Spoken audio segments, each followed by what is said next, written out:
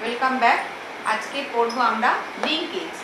Linkage থেকেই তোমরা বুঝতে পারছো যে এই কথাটার মধ্যে লিঙ্কড ব্যাপারটা রয়েছে, অর্থাৎ সংযুক্ত বা জোড়া লেগে রয়েছে। তো কি জোড়া লেগে রয়েছে? দেখো, ক্রোমোজোমের উপর অনেক জিন পরপর কিন্তু থাকে। এই যে জিনগুলোর মধ্যে এক একটা জিনের থেকে আরেকটা জিনের এক এক রকম দূরত্ব হয়। দেখো, এই যে এইখানে আমরা দেখতে পাচ্ছি এই যে ক্রোমোজোমটা এ এবং বি, এর মধ্যে একটু দূরত্ব, এই দুটো জিনের মধ্যে দূরত্ব বেশি, তুলনায় এক্স ওয়াই এর দূরত্ব কম। হ্যাঁ, আবার দেখো যে এই এক্স এবং বি এর মধ্যেও দূরত্ব একটু বেশি। এইরকম ভাবে দেখা যাচ্ছে যে ক্রোমোজোমের মধ্যে একাধিক জিন থাকছে, যারা বংশগতিতে যারা একই সঙ্গে পরবর্তী জনুর যে গ্যামেট তৈরি হওয়ার সময় একত্রে একই গ্যামেটে প্রবেশ করে। অর্থাৎ ক্রোমোজোমের মধ্যে যে জিনগুলো খুব কাছাকাছি থাকে তারা একই সঙ্গে একই গ্যামেটে প্রবেশ করার একটা প্রবণতা দেখা যায়। কিন্তু মেন্ডেলিয়ান ইনহেরিটেন্স অনুযায়ী আমরা কি দেখেছিলাম যে ভিন্ন ভিন্ন ক্যারেক্টারগুলো ভিন্ন ভিন্ন গ্যামেটে প্রবেশ করে একত্রিত হলে, কিন্তু বাস্তবে দেখা যায় যে এমনও কিছু কিছু জিন থাকে ক্রোমোজোমের উপর যাদের অবস্থান খুব কাছে, তারা একত্রে একই গ্যামেটে প্রবেশ করে। এই ঘটনাটাকেই বলা হচ্ছে লিঙ্কেজ। তাহলে দেখো, এখানে লেখা হয়েছে ক্রোমোজোমের উপর অবস্থিত নিকটবর্তী জিনগুলি একত্রে একই গ্যামেটে প্রবেশ করার যে ঘটনা তাকে লিঙ্কেজ বলা হয়। এবার এই যে ক্রোমোজোম থেকে যখন গ্যামেট তৈরি হচ্ছে, দেখো এরা আলাদা আলাদা সেপারেট হয়ে যাচ্ছে। এরপর যখন এরা একত্রিত হচ্ছে, এই গ্যামেট এবং এই গ্যামেটের মিলন করছে, তখন যে F1 জেনারেশনে যে আবদ্ধ জীব তৈরি হচ্ছে তাদের মধ্যে এই জিনগুলো পরপর পরপর থাকছে মেন্ডেলিয়ান ইনহেরিটেন্স অনুযায়ী। তারপরে যেটা F2 জেনারেশন হবে, সেইখানে F2 জেনারেশনের গ্যামেট তৈরি করার সময় তাদের মধ্যে কি হচ্ছে, আবার হোমোলোগাস ক্রোমোজোমগুলোর মধ্যে ক্রসিং ওভার করছে। এই ক্রসিং ওভার করবার ফলে দেখো দেখতে পাচ্ছি আমরা যে এই এ ক্যাপিটাল এক্স তার সঙ্গে স্মল ওয়াই স্মল বি এই একটা গ্যামেট তৈরি হচ্ছে, এবং স্মল এ স্মল এক্স তার সঙ্গে ক্যাপিটাল ওয়াই ক্যাপিটাল বি আলাদা একটা গ্যামেট তৈরি হচ্ছে। এইরকমই হচ্ছে স্বাভাবিক ঘটনা, যেটা ক্রসিং ওভার এবং রিকম্বিনেশনের দরুন হয়। কিন্তু যদি এরকম না হয়, অর্থাৎ সবগুলো জিনই আলাদাভাবে একটা জিনে একটা ক্রোমোজোমে প্রবেশ করে, তখন সেই ঘটনাটাকে আমরা বলবো লিঙ্কেজ। এবং যেই জিনগুলো পরপর একত্রিত হয়ে একটা গ্রুপে থেকে একই ক্রোমোজোমে রয়ে যাচ্ছে তাদের বলা হচ্ছে লিঙ্ক জিন। এক্ষেত্রে এ capital X capital Y capital B এবং স্মল এ স্মল ওয়াই এবং স্মল বি উভয়ই হচ্ছে গিয়ে এটা লিঙ্ক জিনে উদাহরণ হিসেবে ধরতে পারে। লিঙ্কেজের ঘটনাটি সর্বপ্রথম T.H. মর্গ্যান 1920-তে প্রথম দেখতে পান। ড্রসোফিলা মাছির উপর পরীক্ষা করেছিলেন। সেই পরীক্ষার যে রেজাল্ট দেখেছিলেন যে মেন্ডেলিয়ান ইনহেরিটেন্স অনুযায়ী হচ্ছে না। লিঙ্কেজের প্রকারভেদ কত রকম হয়? সম্পূর্ণ লিঙ্কেজ এবং অসম্পূর্ণ লিঙ্কেজ। সম্পূর্ণ লিঙ্কেজ মানে যখন কোনো রকম ক্রসিং ওভার হচ্ছে না, অর্থাৎ লিঙ্ক জিনগুলো সরাসরি জনিত্রী থেকে অপত্য গ্যামেটের মধ্যে প্রবেশ করছে। আর অসম্পূর্ণ লিঙ্কেজ যখন গ্যামেট তৈরি হওয়ার সময় ক্রসিং ওভার হচ্ছে কিন্তু তুলনায় অনেক কম, সেই জন্য এটাকে অসম্পূর্ণ লিঙ্কেজ বলা হচ্ছে। বেশিরভাগ ক্ষেত্রেই একত্রেই যাচ্ছে, আবার কখনো কখনো সেখানে ক্রসিং ওভারের ঘটনা ঘটে যাচ্ছে, সেই জন্য অসম্পূর্ণ লিঙ্কেজ। এবার লিঙ্কেজ করবার সময় আমাদের এই দুটো টার্মস জানতে হবে, কাপলিং আর রিপালশন। কাপলিং মানে বুঝতেই পারছো জুড়ে যাওয়া, আর রিপালশন মানে টানা বা দুটোর থেকে বিচ্ছিন্ন হয়ে যাওয়া। এখানে দেখো এই যে দুটো হোমোলোগাস ক্রোমোসোম একসেট এখানে আঁকা হয়েছে। এখানে এই ক্রোমোসোমটার মধ্যে এ এবং বি জিন রয়েছে। ক্যাপিটাল এটা বুঝতেই পারছো, এটা ডমিনেন্ট মানে প্রকট, এবং স্মল এ স্মল বি এরা হচ্ছে প্রচ্ছন্ন। যখন এইরকম ঘটনা ঘটে যে একটি ক্রোমোজোমেই দুটো প্রকট জিন অবস্থান করে এবং তার যে হোমোলোগাস ক্রোমোজোমে দুটো প্রচ্ছন্ন জিন একত্রে অবস্থান করে, তখন তার সেই ঘটনাটা হচ্ছে কাপলিং, এবং জিনের এই সজ্জাকে বলা হচ্ছে সিস। এবং যখন উল্টো ঘটনা ঘটে, অর্থাৎ একটি ক্রোমোজোমে একটি প্রকট জিন এবং একটি প্রচ্ছন্ন জিন, আর এই যে হোমোলোগাস ক্রোমোজোম সেখানেও একটি প্রকট এবং একটি প্রচ্ছন্ন জিন থাকে, তখন এই ঘটনা হচ্ছে রিপালশন, এবং জিনের এই সজ্জাটা হচ্ছে ট্রান্স। লিঙ্কেজের ঘটনাটা একটা সহজ পরীক্ষার সাহায্যে খুব ভালোভাবে আমরা বুঝতে পারি। এখানে ড্রসোফিলা মাছির উপর একটি পরীক্ষা দেখানো হয়েছে। দেখো, ড্রসোফিলা মাছির যে দুটো বৈশিষ্ট্য এখানে ধরা হয়েছে দ্বিসংকর জননে, একটা হচ্ছে জি capital G for grey body, capital L for long wing, অর্থাৎ GL ক্যাপিটাল জি ক্যাপিটাল এল। আরেকটি তার সঙ্গে যে ড্রসোফিলার ক্রস ঘটানো হয়েছে, সেখানে দুটো প্রচ্ছন্ন জিন বর্তমান। একটা হচ্ছে স্মল জি দিয়ে বোঝানো হচ্ছে ব্ল্যাক বডি এবং স্মল এল দিয়ে শর্ট উইং। এবার এদের দুটোর মধ্যে যদি ক্রস ঘটানো হয়, ফার্স্ট জেনারেশন মানে F1 জেনারেশনে আমরা একটা মিশ্র বৈশিষ্ট্য পাচ্ছি, যেটার জেনোটাইপ বলতে পারি ক্যাপিটাল জি ক্যাপিটাল এল স্মল জি স্মল এল, অর্থাৎ বুঝতে পারছি যে এখানে যে প্রকট বৈশিষ্ট্যগুলো গ্রে বডি এবং লং উইং সেটাই প্রকাশ পাচ্ছে। এরপর দেখো এই যে জেনোটাইপ অর্থাৎ ক্যাপিটাল জি স্মল জি ক্যাপিটাল এল স্মল এল, এই জেনোটাইপের যে F1 জনুর ড্রসোফিলা মাছি এদের মধ্যে যদি ক্রসিং ওভার ঘটে তবে এই 4 রকমের গ্যামেট উৎপন্ন হওয়ার সম্ভাবনা। দেখো কিভাবে এখানে আমার দেখানো হয়েছে। এই যে একটা এক সেট এখানে ক্রোমোজোম রয়েছে, হোমোলোগাস ক্রোমোজোম, এখানে ক্যাপিটাল এল আর স্মল এল এবং স্মল জি স্মল এল এদের মধ্যে দুভাবে এখানে দু রকমভাবে এখানে ক্রসিং ওভার করতে পারে। ফার্স্ট চলে এসো এই ছবিটায়, দেখো এখানে এই যে দুটো নন সিস্টার ক্রোমাটিডের মধ্যে এই অংশে এখানে খণ্ড বিনিময় হয়েছে, এইখানে কাজমাটা তৈরি হয়েছে। তার ফলে যে দুটো অপত্য গ্যামেট তৈরি হচ্ছে সেখানে ক্যাপিটাল জি স্মল ক্যাপিটাল এল এই একটা কম্বিনেশন পেলাম, তারপর হচ্ছে স্মল জি ক্যাপিটাল এল এই একটা কম্বিনেশন পেলাম। আর যদি অপর আরেকটি বাহুতে গিয়ে এইখানে ক্রসিং ওভার ঘটে তবে এই রকম কম্বিনেশনগুলো পাবো। এটা হচ্ছে ক্যাপিটাল জি স্মল এল এটা হলো, এবং স্মল জি স্মল এল এইভাবে।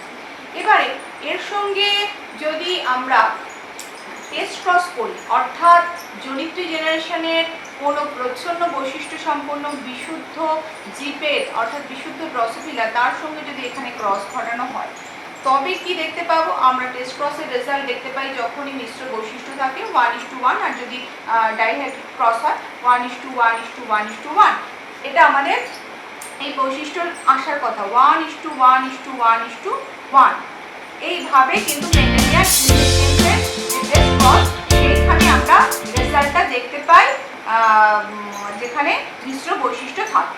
কিন্তু দেখো যে প্রচ্ছন্ন বৈশিষ্ট্য স্মল জি জি স্মল এল এল এখান থেকে যে গ্যামেটটা আমরা পাবো সেটা হচ্ছে স্মল জি স্মল এল, এই গ্যামেটের সঙ্গে এখানকার যে কম্বিনেশনগুলো তৈরি হলো। কিন্তু দেখো এই পরীক্ষাটার ক্ষেত্রে কি হচ্ছে না ক্যাপিটাল জি ক্যাপিটাল এল স্মল জি স্মল এল এটা 41.5%, আবার স্মল জি জি স্মল এল এল এটাও 41.5%, অর্থাৎ প্যারেন্টাল কম্বিনেশন অনেক বেশি এসছে কিন্তু রিকম্বিনেন্ট যে কম্বিনেশন সেগুলো 8.5% করে এসছে। সেই যে আগের আমরা টেস্ট ক্রসের রেজাল্ট 1:1:1:1 আসেনি। তাহলে বোঝা যাচ্ছে যে প্যারেন্টাল জিনগুলো অনেক ক্ষেত্রেই এগুলো লিঙ্কড হয়ে পরবর্তী জমিতে সঞ্চারিত হয়েছে।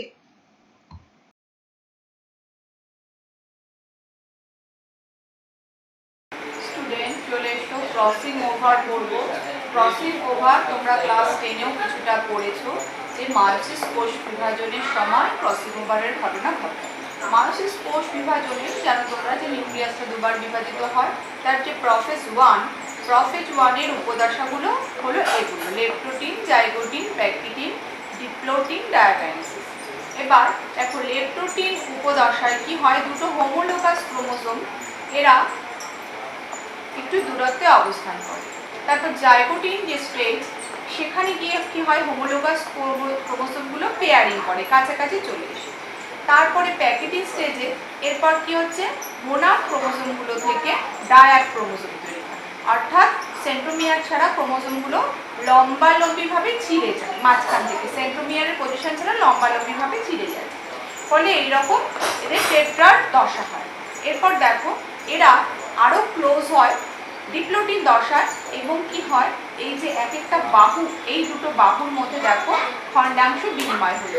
দুটো বাহু মনে করো এখানে এই একটা পার্ট এবং এই একটা পার্ট, এই বাহুটাকে নন সিস্টার ক্রোমাটিড দুটোকে আমি এখানে দেখাচ্ছি।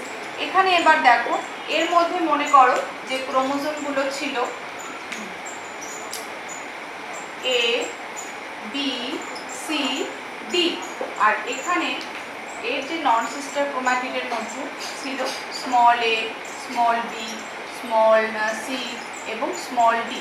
তাহলে এরপরে এই হচ্ছে ঘটনা যে এখানে খণ্ডাংশ এইরকম বিনিময় করছে এবং যেই পয়েন্টটাই হচ্ছে এই যে পয়েন্টটা এই পয়েন্টটাকে বলা হচ্ছে কায়াজমা পয়েন্ট বলা হচ্ছে। এরপরে দেখো বিতে যে ছবিটা এঁকেছি, বিতে গিয়ে কি দেখাচ্ছে যে এই যে ক্রসিং ওভার ঘটে যাওয়ার পর কি হয় না, এখানে এই নন সিস্টার ক্রোমাটিডের যে দুটো বাহুর মধ্যে ক্রসিং ওভারটি ঘটেছিল, সেখানে এরপর একটা রিপালশন বল বা বিপরীতমুখী বল কাজ করে। মনে করো এই যে আঙুল দুটো আমার যদি এরকম এক্স অক্ষরে এই পয়েন্টে যদি কাজমা হয়, ঠিক ক্রসিং ওভার ঘটে যাওয়ার পরে আস্তে আস্তে এই রকম এইভাবে এই ক্রোমাটিড দুটো পরস্পরের থেকে দূরে সরে যেতে থাকে, ফলে কাজমাটার একটা চলন ঘটে। দেখতে পাচ্ছ কাজমাটা আস্তে আস্তে সরে যাচ্ছে এবং একেবারে প্রান্তের দিকে গমন করে। এই যে একটা প্রচণ্ড ফোর্স, এই প্রচণ্ড ফোর্সের সময় কি হয়, পরস্পর এরকম ছিটকে দুটো বেরিয়ে আসে, ছিঁড়ে বেরিয়ে যায়, দুটো আলাদা বা ডিটাচড হয়ে যায় এই নন সিস্টার ক্রোমাটিডগুলো। এর ফলে কি ঘটনা ঘটে দেখো, এখান থেকে যেটা তোমরা দেখলে, এই ক্রোমোজোমটা এবার তৈরি হলো, এর সঙ্গে কিছু এই পার্ট জুড়ে গেল এবং এই ক্রোমোজোমের সঙ্গে কিছু এই পার্ট জুড়ে গেল নন সিস্টার ক্রোমাটিডের মধ্যে। ফলে যে জিনগুলো এলো সেগুলো কি কি, এখানে দেখো কি কি ছিল আমার, ক্যাপিটাল বি, ক্যাপিটাল সি এবং ক্যাপিটাল ডি, আর এই অংশে কি গেল আমার ক্যাপিটাল এ। এবার বাকি যে অংশগুলো বিনিময় হলো, সেখানে এখানে কি পাচ্ছি, স্মল এ পাচ্ছি আমরা, আর এখানে কি পাচ্ছি, স্মল বি, স্মল সি এবং স্মল ডি। এই যে দুটো নতুন নতুন কম্বিনেশন তৈরি হলো, এরা কিন্তু প্যারেন্টাল কম্বিনেশন থেকে সম্পূর্ণ আলাদা। এই ঘটনাটাই হচ্ছে ক্রসিং ওভার, যে নতুন একটা কম্বিনেশন তৈরি হলো। যে প্যারেন্টাল কম্বিনেশন ছিল, এই প্যারেন্টাল কম্বিনেশন থেকে নতুন একটা কম্বিনেশন তৈরি হয়ে গেল। এই ঘটনাটাই হচ্ছে ক্রসিং ওভার। এবং এই ক্রসিং ওভার ঘটার ফলে কি হয় তোমরা আগে জেনেছো, যে নতুন নতুন বৈশিষ্ট্যের আগমন ঘটে এবং জীব অনেক বেশি উন্নত হয় এবং অভিব্যক্তিতেও এটা অনেক বেশি উন্নতির দিকে বা নতুন প্রজাতির উৎপত্তির দিকে এগিয়ে নিয়ে চলে।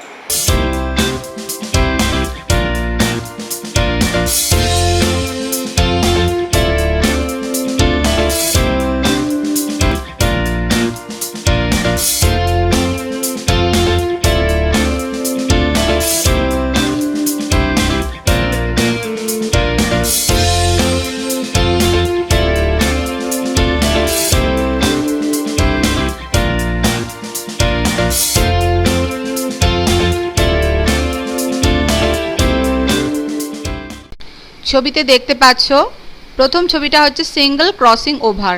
দেখো ক্রসিং ওভারের সংখ্যা এখানে 1। তারপর যেটা ডাবল ক্রসিং ওভার, সেখানে ক্রসিং ওভারের সংখ্যা 2, আর 2-এরও যদি বেশি হয় তখন তাকে আমরা মাল্টিপল ক্রসিং ওভার বলে থাকি। ওভারের সংখ্যা যত বেশি হবে তত রিকম্বিনেশনের হারও বেশি হবে। পাশাপাশি তোমরা দেখতে পাচ্ছ যে ডাবল এবং মাল্টিপল ক্রসিং ওভারে যে কম্বিনেশন কত পাল্টে যাচ্ছে। এর ফলে কি হবে, নতুন যে জীব তৈরি হবে সেখানে তারা কিন্তু অনেক বেশি পরিবর্তিত হবে এবং এরপর আলোচনা করব, সেখানে দেখবে যে এই রিকম্বিনেশন ফ্রিকোয়েন্সি দিয়েই কিন্তু আমরা ক্রোমোজোমের উপর জিনের যে সজ্জা সেগুলো জানতে পারি এবং লিঙ্ক জিন আছে কিনা সেগুলো জানা যায়। Chromosome mapping.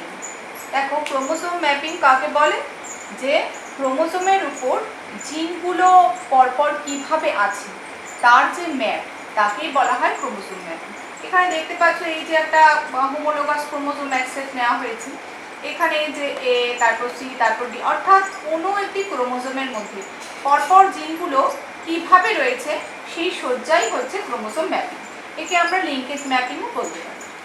দেখো হোমোলোগাস ক্রোমোজোম, এখানে দেখতে পাচ্ছ এই হোমোলোগাস ক্রোমোজোমের একটি ক্রোমোজোমে রয়েছে, দেখতে পাচ্ছি যে এখানে ডমিনেন্ট যে জিনগুলো রয়েছে অর্থাৎ প্রকট জিন, capital A, small c, capital C, capital D, এবং আর হোমোলোগাস ক্রোমোজোমের আরেকটিতে রয়েছে স্মল এ, স্মল সি এবং স্মল ডি। এবারে দেখো যখন ক্রসিং ওভার ঘটে তখন কি হয়, মনে করো এই পজিশনে এই জিনগুলোর মধ্যে ফাঁকা অনেক বেশি, এখানে কোনো ক্রসিং ওভার ঘটেছে, তাহলে পরে এই F2 জেনারেশনে কি পাচ্ছি আমরা, কি পাচ্ছি, এ, তারপরে পাচ্ছি সি, স্মল সি অবশ্যই, এবং স্মল ডি এটা পাচ্ছি, এবং তার সঙ্গে যেটা পাচ্ছি এটা হচ্ছে স্মল এ, এইভাবে হচ্ছে বলে ক্যাপিটাল সি এবং ক্যাপিটাল ডি।